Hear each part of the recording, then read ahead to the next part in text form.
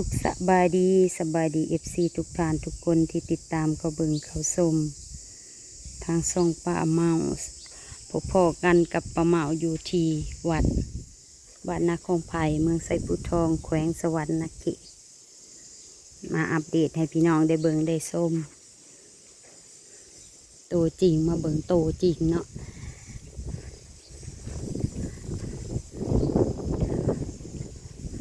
หากระมุงแล้วสั้นที่หนึ่ง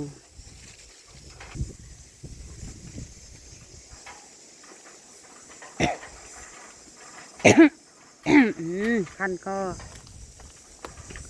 หากระมุงไปแล้วสั้นที่หนึ่งสั้นที่สองหากระเริ่ม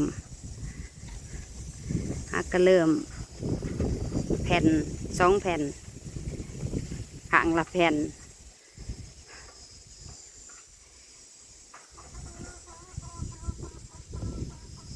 ข้าเจ้ามุงแล้วจังสิมาอัปเดตให้เบิ่งเองเนาะอันนี้ส่วนที่ว่างบเพียงพอเนาะเพียงพอตั้งแต่2 สั้นที่3นี่ยังเด้อพี่น้องเด้อถ้าผู้ใด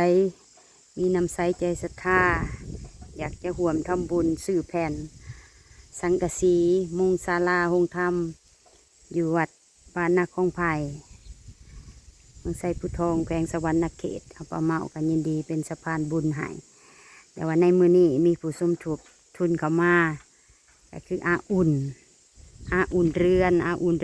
200,000 กีบเนาะพี่น้องเนาะสาธุอนุโมทนานำป้าเมาจะรวบรวมเงินให้เป็นก้อนก็เด้อพี่น้องเด้อจังสิเอามาถวายพระอาจารย์จังสิเอามาถวายสมทบทุนร่วมกันนี่นะเนาะให้ได้เป็นกอกเป็นกำก่อนอันนี้200,000หาก็ได้200,000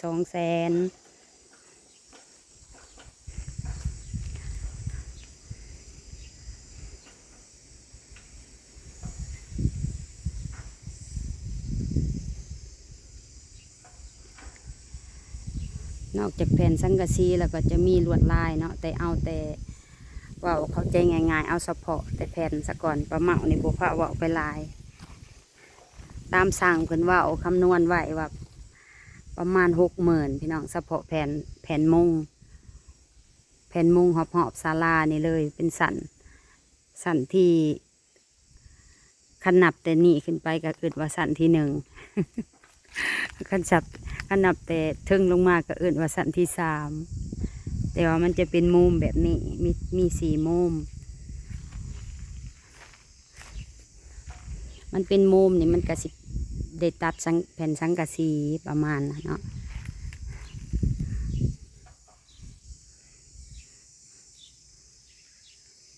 ส่วนหลังนั้นนะเป็นกุฏิเนาะหลังนี้เป็นศาลาโฮงธรรมป้าเมามาอัปเดตให้เบิ่งยามมื้อแลงเด้อปูนถูกลงมาหมู่บ้านนี้เป็นหมู่บ้านตั้งใหม่หมู่บ้านน้อย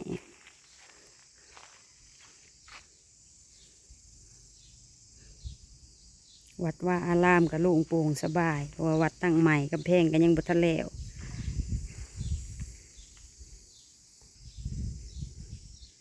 แต่ว่ากำแพงกันยังบ่จำเป็นถอนศาลาเพิ่นว่า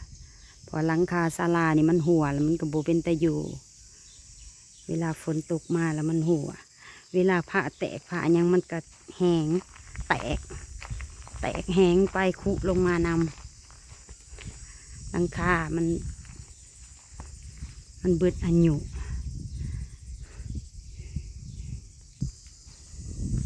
นอกจากเบิ่งหลังคาแล้วก็เบิ่งบริเวณวัดนำค่าเสียงแมงแมงจักรจั่น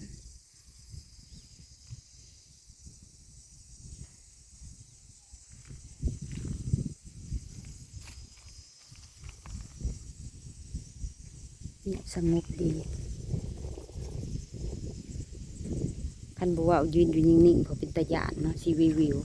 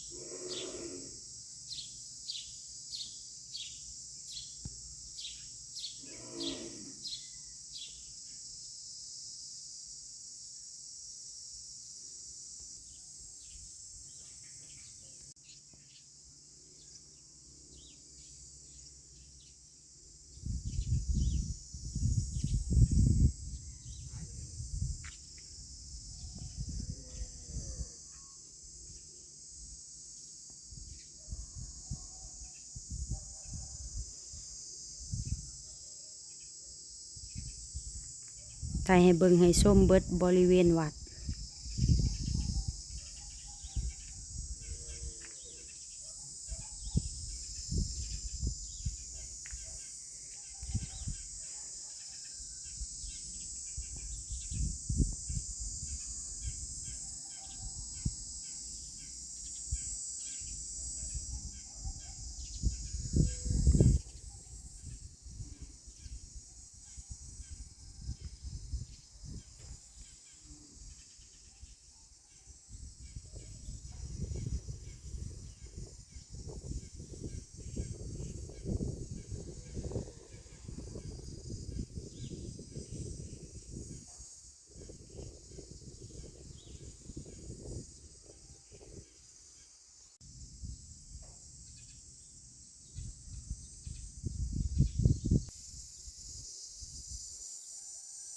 โป่งก็อยู่ข้างกำแพงระฆังก็อยู่ข้างกำแพง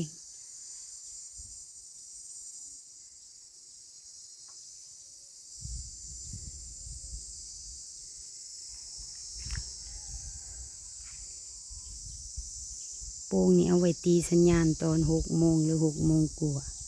ยามเช้าเพื่อไม่ออกจะได้ลงมาจังหัน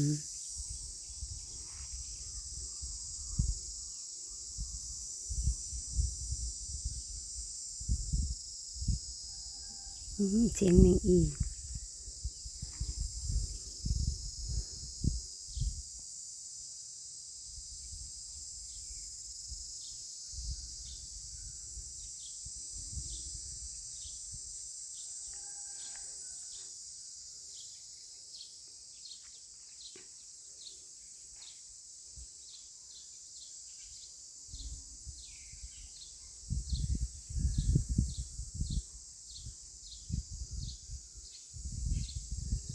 คลิปวิดีโอนี้ก็สิบรรยายบ่หลายเด้อพี่น้องเด้อเบิ่งภาพชมภาพเอา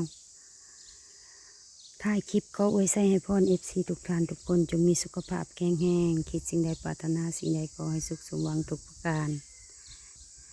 พบกันคลิปหน้าสบายดี